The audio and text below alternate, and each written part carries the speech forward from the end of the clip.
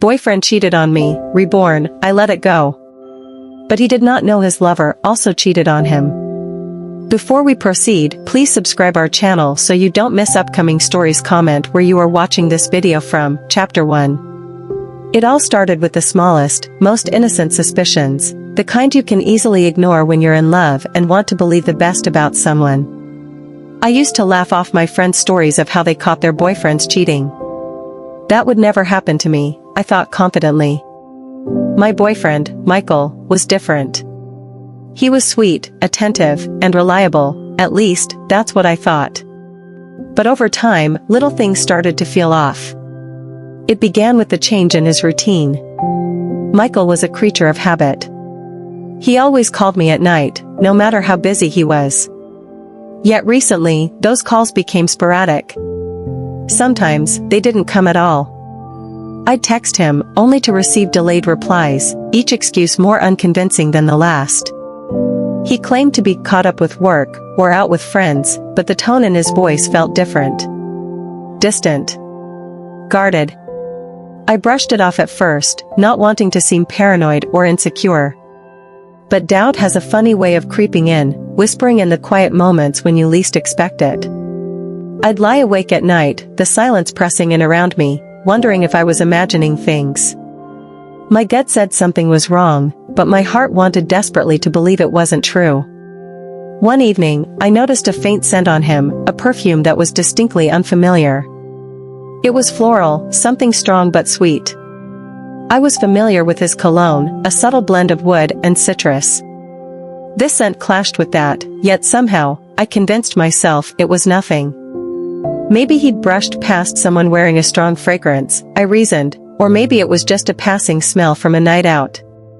But the signs kept piling up, subtle hints that nagged at me. He began carrying his phone everywhere, never letting it out of his sight. At dinner, where he used to leave his phone face up on the table, now it was always face down, or even in his pocket. I told myself it was silly to worry, maybe he was just trying to be more present, to keep his attention on me rather than his screen. Still, doubt was gnawing at the edges of my thoughts, an itch I couldn't scratch. Every time I pushed the suspicion down, it seemed to find a way to rise again, stronger than before. I wanted to believe in us, to believe in the person I thought he was. But then I began noticing gaps in his stories. Little details didn't line up when he spoke about his day, and when I'd try to revisit them, he would brush them off or change the subject. Then there was the night he was supposed to be at a work event. He'd promised to call me when he got home, but the call never came. I lay in bed, staring at my phone, willing it to light up with his name. Hours passed. I drifted in and out of a restless sleep, each time waking up hoping he'd called or left a message. When morning came, I saw only silence from him. Just as I was about to send a concerned text, my phone finally buzzed. He apologized, claiming he had a long night and that he'd crashed at a friend's place. But something about his tone felt rehearsed. I couldn't keep brushing these things off. The feeling of betrayal hovered over me like a dark cloud, thick and suffocating, though I couldn't yet put a name to it. I didn't have proof, only my instincts, those silent warnings I'd been trying so hard to ignore. I decided to confront him, hoping he'd reassure me, calm the storm of doubt swirling inside me. Perhaps, I thought, he'd laugh at my fears and put them to rest once and for all. When I finally got the courage to talk to him, I approached him calmly, my hands trembling slightly, but my voice steady. We were sitting in my apartment, the warm glow of the evening sun filtering through the windows. It was meant to be a relaxing night, but I couldn't hold it in any longer. I just need to ask you something, Michael, I began, searching his face for any hint of what was to come. He looked back at me, his eyes guarded, his expression unreadable. I took a deep breath, steadying myself. I feel like there's something you're not telling me. I know it sounds crazy, but I can't shake this feeling that something's going on. You've been different lately. Distant. I don't know if it's me, or if it's just work, but I need you to be honest with me. Is there someone else? For a moment, there was silence. Michael's face remained impassive, almost as if he hadn't heard me. My heart hammered in my chest, each beat filling the quiet space between us. I searched his eyes, hoping for reassurance, an apology, even anger, anything that would tell me I was wrong. But then, his gaze faltered. A shadow passed over his face, and he looked down, unable to meet my eyes. The silence stretched on, unbearably thick. And in that moment, I knew. He didn't have to say it. The truth was there, hanging in the air between us like a raw, unhealed wound. Finally, he spoke, his voice barely above a whisper. I didn't mean for it to happen. The words hit me like a punch to the stomach, the impact leaving me breathless. I felt my heart splintering, pieces of it falling away, leaving a hollow ache in my chest. I tried to speak, but no words came out. A flood of emotions washed over me, anger, betrayal, confusion, sadness. My mind reeled, trying to make sense of it, to find some way to explain it away, but the truth was undeniable. How long? I managed to choke out, my voice a broken whisper.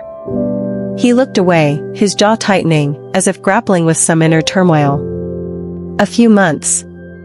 A few months. The words echoed in my mind, each syllable a fresh wound. He'd been lying to me, deceiving me, all the while looking into my eyes, and telling me he loved me. The depth of the betrayal was more than I could bear. I stood up, my body numb, feeling like a stranger in my own skin. I couldn't look at him, I couldn't be near him. Everything about him felt tainted, foreign. The room spun around me, and I reached out, gripping the edge of the table, to steady myself. He tried to apologize, his words tumbling out in a messy blur of guilt and regret, but I couldn't listen. His voice was just noise, a meaningless hum in the background. I needed space, distance, a way to escape the overwhelming pain that clawed at my heart. Without another word, I walked out, leaving him there, his apologies trailing behind me like shadows. As I stepped outside, the cool night air hit me, sharp and cold against my skin. I welcomed the sensation, hoping it would numb the agony coursing through me. I didn't know where I was going, or what I was going to do. All I knew was that the life I'd known was gone, shattered in an instant. I was left standing in the wreckage, unsure of how to piece myself back together. In that moment, I was lost. Betrayed. Broken. But somewhere, deep within the pain, a small voice whispered that this was not the end, only the beginning of a new chapter. Chapter 2, the days that followed felt like a blur, an endless loop of pain and disbelief. I moved through my life as if in a daze, barely aware of the world around me. Each morning, I'd wake up with a split second of peace, only to remember what had happened and feel the familiar ache settle into my chest. I'd catch myself reaching for my phone to text Michael, then stop, realizing that he was no longer the person I wanted to confide in. He wasn't my person anymore, he was the reason for this aching emptiness. I kept replaying that last conversation in my mind, analyzing every word, every expression on his face. The way he couldn't meet my eyes. The hollow sound of his voice when he admitted the truth.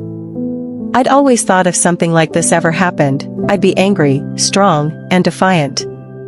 But in reality, I just felt hollow. Like he'd taken a part of me with him, leaving a void that I didn't know how to fill. At first, I told myself I would be fine. I tried to bury myself in work, in hobbies, in the mundane tasks of daily life. But the betrayal weighed on me, lingering like a shadow that refused to fade. My friends, sensing my pain, tried to distract me, inviting me out, keeping me company, and making me laugh. I appreciated their efforts, but everything felt hollow. They could sense my hurt, but they couldn't feel the raw wound that throbbed beneath the surface. One night, I broke down completely. I had tried to hold myself together, to keep my emotions under control, but it was as if the weight of it all suddenly became too much. Alone in my room, I collapsed onto my bed, sobbing into the pillow. The heartbreak felt physical, as though someone had reached inside me and torn out a vital piece of my heart. I clutched the pillow, desperate to hold on to something, anything that would ground me. I felt like I was drowning in a sea of emotions, grief, anger, despair, each one crashing over me in waves. I cried for hours, releasing all the pain, betrayal, and anger that had been building up inside me. I cried for the girl I'd been before this, the one who had believed in love and loyalty, who had trusted so easily. I cried for the future I'd imagined with him, the dreams we'd shared that were now shattered. I cried until there were no more tears left, just a hollow ache that throbbed in my chest. When the tears finally stopped, I lay there, feeling utterly empty. I didn't know who I was anymore. My entire identity had been so wrapped up in him, in us. Now, without him, I felt lost, like a ship adrift in an endless, stormy sea. It was as if I'd been walking on solid ground, only to have it ripped out from beneath me, leaving me in freefall. The pain, though intense, started to shift over the next few days. It transformed from the raw, searing hurt of betrayal into a quieter, dull ache. It was no less consuming, but it was different. It became something I carried with me, a weight in my chest that was ever present, reminding me of what I'd lost. And yet, in some strange way, it also became a part of me, as if the pain itself was shaping me, molding me into someone new. In the midst of this grief, I started to realize that I was mourning more than just the end of a relationship. I was mourning the loss of who I'd been, of the innocence and trust I'd once had. There was a part of me that had believed love was unbreakable, that a promise meant forever. Now, that part of me felt shattered, and I wasn't sure if I'd ever be able to rebuild it. I went through the motions of daily life, but it felt as though I was on autopilot. I'd smile and nod in conversations, but my mind was elsewhere, replaying moments with him, searching for signs I might have missed. I kept asking myself how I hadn't seen it, how I'd been so blind. Each time, the answer eluded me, leaving only the bitter realization that I had trusted someone who hadn't deserved it. My sleep was filled with dreams of him, memories that haunted me, and left me waking up with a fresh ache each morning. I'd dream of our happy moments, the laughter, the quiet evenings, the promises we'd made. But then the dream would shift, turning dark, and I'd see him slipping away from me, his back turned, leaving me alone. I'd wake up with tears in my eyes, reaching for him, only to find the cold, empty space beside me. One night, I decided to go through the things he had left behind, small mementos that reminded me of him. A sweatshirt he'd forgotten, a book we'd once shared, tickets from a concert we'd gone to together. Each item held a memory, a fragment of the life we'd built together. I held them in my hands, feeling their weight, each one like a piece of the puzzle that had once made up our relationship. As I sorted through these items, I felt a surge of anger rise within me. How dare he betray me like this? How dare he walk away so easily, leaving me to pick up the pieces of a life we had shared? The anger was fierce, burning away the sadness, and for a moment, it felt almost liberating. I wanted to scream, to throw something, to let the rage out. But instead, I took a deep breath, forcing myself to stay calm. I realized that I could hold on to the anger, let it consume me, or I could find a way to let it go. That night, I made a decision. I would not let his betrayal define me. I would not let him hold this power over me, not anymore. He had already taken so much from me, my trust, my dreams, my sense of security. I refused to let him take my happiness, too. The next day, I packed up everything that reminded me of him, the sweatshirt, the book, the concert tickets, all of it, and put it in a box. I wasn't ready to throw it away just yet, but I couldn't bear to have it in my space, haunting me. I shoved the box into the back of my closet, burying it beneath a pile of clothes, out of sight, out of mind. Little by little, I began to rebuild myself. It was a slow process, and some days were harder than others. I'd have moments of strength, where I felt like I was moving forward, only to be hit by a fresh wave of sadness or anger. But each time, I reminded myself that healing wasn't a straight line. It was messy, filled with ups and downs, and that was okay. I started to reclaim the parts of myself I'd lost in the relationship. I reconnected with old friends, rediscovered hobbies I'd once loved but had put aside for him. I spent time alone, learning to enjoy my own company, finding comfort in the quiet moments. It wasn't easy, but with each small step, I felt a little stronger. I came to realize that I was mourning not only the end of a relationship, but also the version of myself who had once believed so wholeheartedly in love. It was as if a part of me had died, leaving me to navigate life as someone new. This journey, I knew, would be long, but I was determined to keep going. The pain was still there, a constant companion, but it no longer consumed me. It was part of me now, woven into the fabric of who I was becoming. I carried it with me, not as a burden, but as a reminder of what I'd been through, of the strength I was discovering within myself. This was the beginning of my rebirth, though I didn't fully understand it yet. I was emerging from the ashes of heartbreak, scarred but stronger, reshaping myself into someone new, someone resilient. Chapter 3. Slowly, I started to feel something shift within me. It wasn't a grand transformation, nor was it a sudden surge of confidence or happiness. It was subtle, like the first hint of dawn after a long, dark night.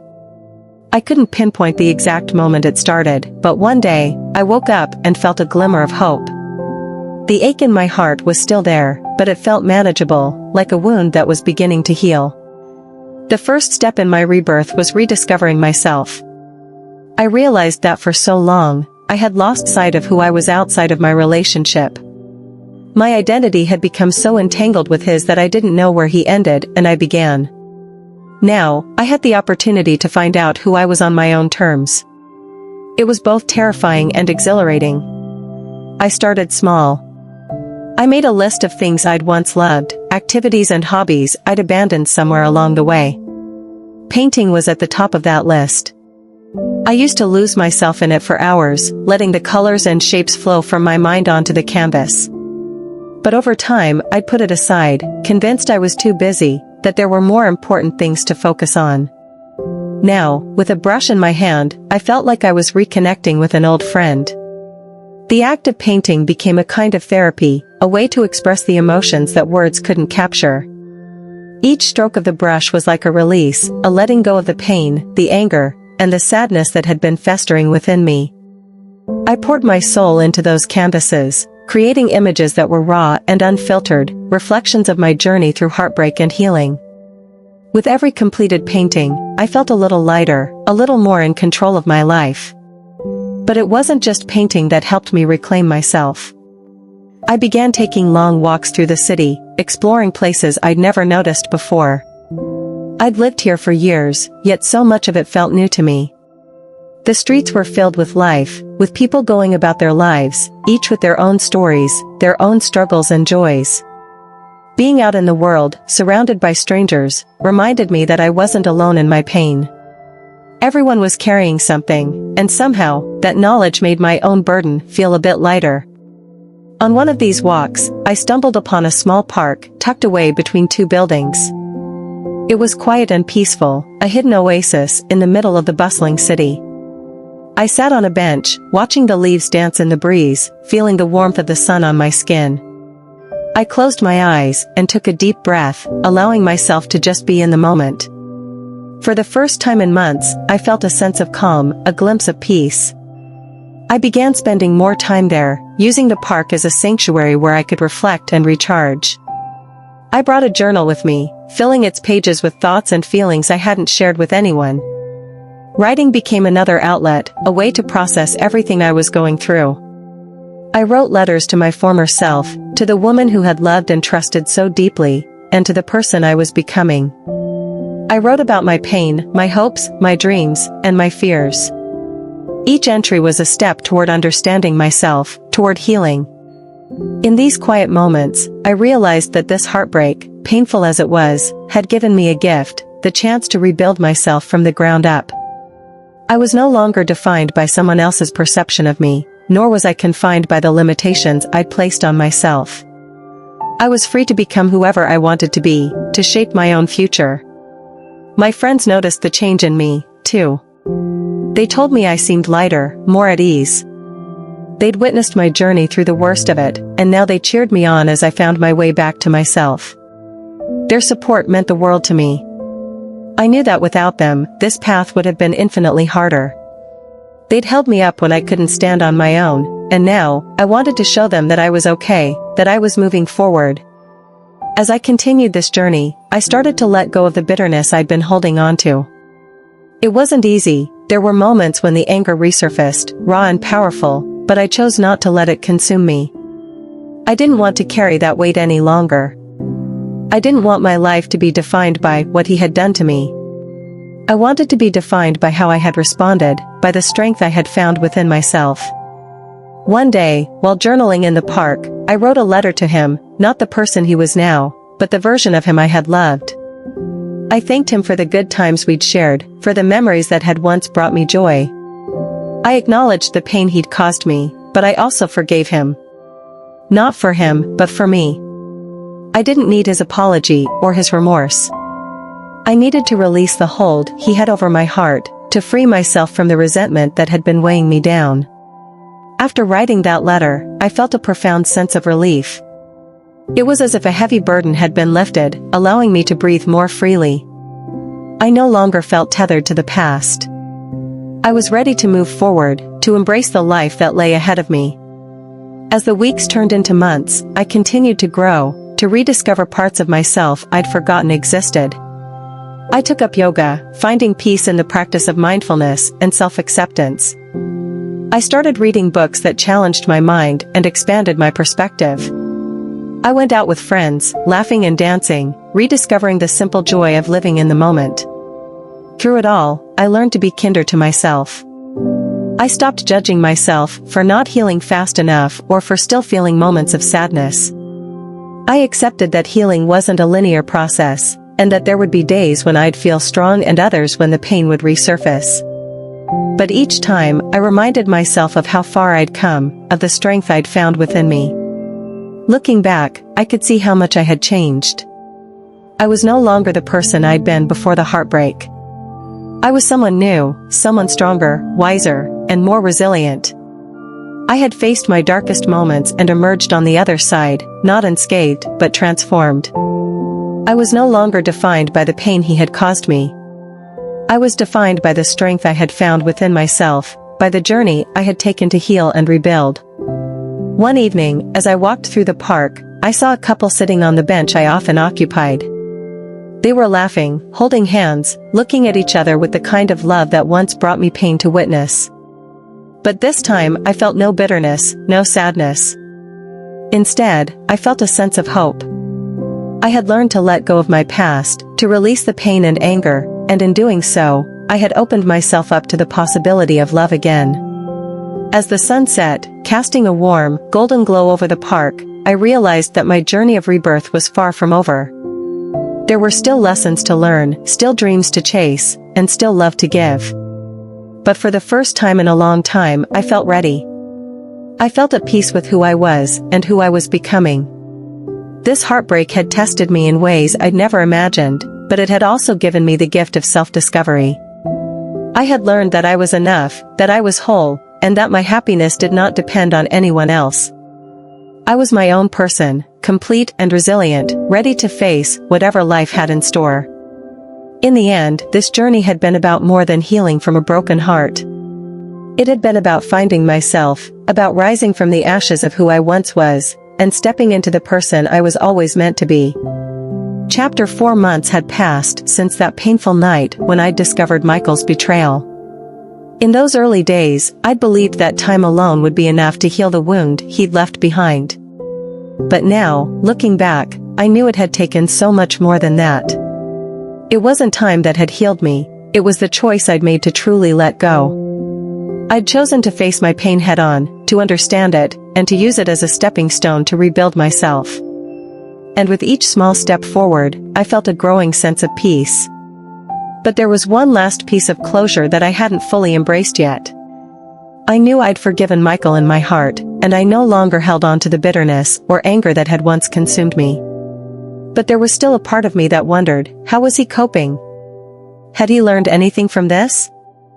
Or was he still caught in the same patterns, the same mistakes that had brought us to where we were? I thought I'd feel indifferent, or even glad if I heard that he was struggling. But as I sat with these questions, I realized that I genuinely hoped he was finding his way, just as I had. It wasn't about him anymore, it was about me finally laying down this chapter of my life with no lingering shadows. I decided to reach out. Not because I wanted anything from him, but because I needed to make sure I had no unfinished business. A quick message, simple and direct, was all I needed. I typed it out, my fingers hovering over the keyboard for a long moment before finally pressing send. Hey, I hope you're doing okay. No hard feelings on my end. Just wanted to check in. He replied the next day, and as I read his message, I felt a strange mix of emotions. He sounded regretful, but also like he was struggling.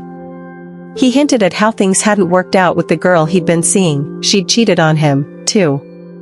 I should have felt a pang of satisfaction, a sense of karma, but all I felt was a sad kind of understanding. In his message, he apologized again, and this time it felt real, not just the hollow words he'd given me in our last conversation. He talked about how he'd been blindsided, hurt in ways he hadn't anticipated. I could sense the rawness in his words, the vulnerability of someone who was finally beginning to understand the gravity of betrayal. Reading his words, I felt like a spectator on a journey I knew all too well. It was almost surreal, seeing him go through the same stages of grief and self-reflection I'd navigated not so long ago. But instead of anger, all I felt was a gentle sympathy. I understood his pain, and I knew how isolating it could feel. After a few messages back and forth, I realized there wasn't much more to say. We'd both changed, in ways that made the people we'd once been feel distant and unfamiliar. It was clear that we were no longer the same people who had once shared laughter, dreams, and plans for the future. And as much as that realization should have stung, it didn't. Instead, I felt a quiet acceptance, a sense of finality that I hadn't realized I'd been searching for. I put my phone down, exhaling deeply. I didn't need to check in with him again, nor did I feel any lingering attachment. I felt free, truly, and completely free of the past we'd shared. I'd found my peace, and I could move forward without any unfinished threads tying me back. From that point on, I poured myself into my life with a newfound energy. My friendships deepened as I spent more time with the people who'd supported me through my hardest days. I took on new challenges at work, surprising myself with how much I enjoyed pushing my boundaries and stepping outside of my comfort zone. I signed up for art classes to refine my skills, and the studio quickly became a place of solace and inspiration, a space where I could explore and express myself. One weekend, I decided to take a solo trip to a nearby coastal town. I'd always loved the ocean, the sound of the waves, and the feeling of vastness that came with standing at the edge of the shore. The trip was impulsive, something I never would have done before, but I felt drawn to the idea of spending time with myself in a new place. The town was beautiful, with cobblestone streets, charming little cafes, and vibrant art galleries. I spent my days wandering along the beach, sketching the ocean's waves, and soaking in the salty air. In the evenings, I'd find a quiet spot to watch the sunset, feeling a deep sense of gratitude for the journey that had brought me here. One evening, as I was watching the sunset, a thought occurred to me. It was as if the universe was reminding me that life, like the ocean, was constantly moving, constantly changing. It ebbed and flowed, carrying us through moments of joy and pain, pushing us forward, even when we felt stuck. I realized that every painful experience, every loss, every heartbreak was part of the tide, shaping me in ways I hadn't always understood. I no longer felt weighed down by the need to understand why things had happened the way they had. Instead, I embraced the idea that some things just are, they happen, they hurt, they heal, and eventually, they pass. Letting go wasn't about forgetting the past or pretending it didn't matter, it was about honoring it, learning from it, and allowing myself to move forward with a full heart. As I stood on that shore, watching the waves crash against the rocks, I felt a deep sense of gratitude. I was grateful for the pain, because it had taught me resilience. I was grateful for the loneliness, because it had forced me to find comfort within myself. And I was grateful for the journey, for all the steps that had brought me to this moment, where I finally felt whole. Returning home from that trip, I felt renewed, as if a weight had been lifted. The remnants of my old life no longer held power over me. I was free to build something new, something entirely my own. And for the first time in a long time, I felt excited about what lay ahead. In the months that followed, I found myself opening up to new possibilities. I didn't rush into anything, but I allowed myself to be open to connections, to meeting new people and experiencing new things. I wasn't looking for anything in particular, but I felt a quiet confidence that when the time was right, I'd be ready to welcome love back into my life. Life moved forward, and so did I.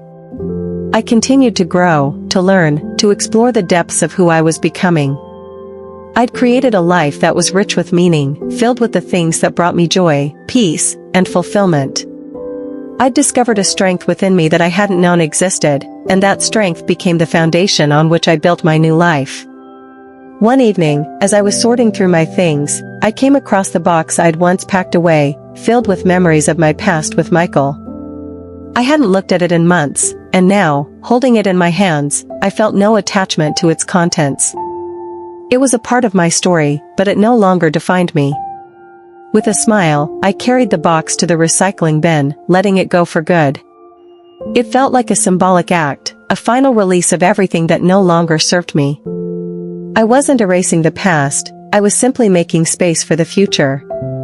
Standing there, watching the sun dip below the horizon, I felt a profound sense of peace. I'd come full circle, from heartbreak to healing, from loss to self-discovery. I'd faced my pain, learned from it, and emerged stronger, wiser, and more resilient. And in the process, I'd found myself. As I walked back into my apartment, I felt a sense of warmth, of contentment. I no longer needed closure from anyone else. I'd given myself the closure I needed, the acceptance that allowed me to let go with grace. I was ready for whatever life had in store, knowing that I was enough, just as I was. This journey had been about so much more than healing from a broken heart. It had been a journey of rediscovering my worth, of understanding my strength, and of embracing the beauty of being whole on my own. I was no longer defined by my past, by the pain or the people who had once held my heart. I was free to live, to love, and to create a future that was uniquely, beautifully mine. Chapter 5 months after my journey of healing, growth, and self-discovery, life began to take on a kind of quiet, beautiful normalcy. I had crafted a life that felt uniquely mine, filled with meaningful routines, cherished friendships, and personal goals that brought me joy and fulfillment. I had let go of my past, and with that, I'd let go of the expectations I'd once held for what my life was supposed to look like. But as I settled into this newfound peace, I found myself wondering what the next chapter would hold. The idea of love didn't scare me anymore. In fact, I felt an openness to it that was unlike anything I'd experienced before. I knew now that my happiness didn't depend on anyone else, that I was whole and complete on my own. And because of that, the thought of sharing my life with someone felt like a gift, a choice, rather than a need. One evening, I was invited to a friend's dinner party. It was a small gathering, cozy and intimate, held in the warm glow of her candlelit living room. As I walked in, I was greeted with hugs and laughter, the chatter of old friends, and the familiar comfort of community. I felt grateful for the life I'd built, for these friends who had seen me through every phase of my journey. As the evening unfolded, I found myself engrossed in conversation with a man named Daniel. He was a friend of a friend, someone I hadn't met before, but had heard about in passing. He was kind, with a warm, easy smile and a quiet confidence that drew me in. Our conversation flowed effortlessly, touching on everything from our favorite books to the places we dreamed of traveling. There was something genuine and calming about him, a grounded presence that felt refreshing. As the night wore on, I realized I hadn't thought about my past relationships, or about Michael, at all. There was no part of me that worried about how this interaction would go, no lingering doubts or fears. I was simply enjoying the moment, savoring the connection, without feeling any need to define it or control it. Over the next few weeks, Daniel and I continued to see each other. We went on long walks through the city, discovered little coffee shops hidden down quiet streets, and even spent a few afternoons in the art studio where I painted. I felt a lightness with him, an ease that was entirely new. For the first time, I wasn't overanalyzing, wasn't wondering if he would hurt me or if things would last. I was simply present, enjoying each moment for what it was. As our relationship deepened, I found myself reflecting on how different this experience was from anything I'd known before. There was no rush, no pressure, no sense of needing to be anything other than myself. Daniel respected my boundaries, my independence, and my passions. He encouraged me to keep painting, to keep pursuing my own dreams, and he made it clear that he was drawn to me for who I was, not for who he hoped I would become. One evening, after a quiet dinner at his place, he asked me about my past. It wasn't a prying question, just a gentle curiosity, as if he wanted to understand the journey that had shaped me. For a brief moment, I hesitated. I hadn't shared the full story of my heartbreak with anyone new before, and I wondered if it was necessary. But as I looked into his kind eyes, I felt safe, comfortable enough to be vulnerable. I told him about Michael, about the betrayal, the pain, and the journey I'd taken to rebuild myself. I shared how I'd learned to forgive, to let go, and to move forward with a heart that was no longer weighed down by anger or regret. He listened intently, never interrupting, never judging. When I finished, he simply took my hand and said, "I'm grateful you're here, and I admire everything you've done to get here." His response filled me with a deep sense of warmth, a feeling that I was seen and accepted, not in spite of my past, but because of the person it had helped me become. For the first time, I felt that I was with someone who truly valued me for who I was, flaws and all. Our relationship continued to blossom, and over time, I realized that I was genuinely falling in love.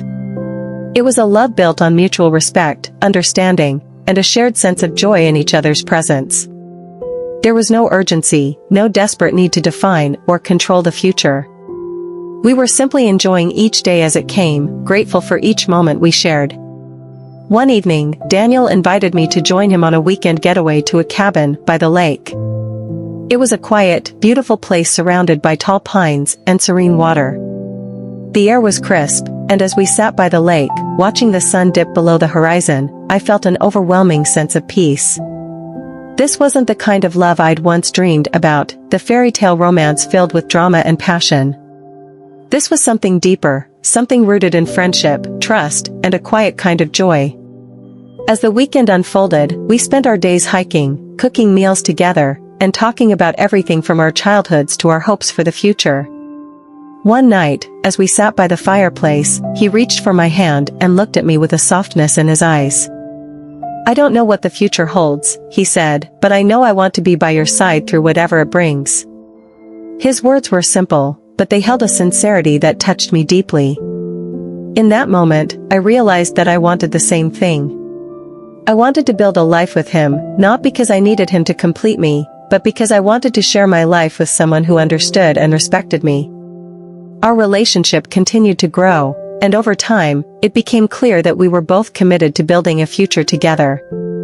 We moved in together, creating a home that reflected both of us, a space filled with laughter, art, and a sense of warmth that made every day feel special. I continued to paint, and he supported me in every way, even helping me set up my own small studio space. Looking back on everything that had brought me to this point, I felt a deep sense of gratitude.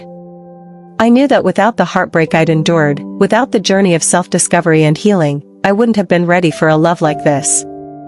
I had learned to trust myself, to value my own happiness, and to live fully in the present.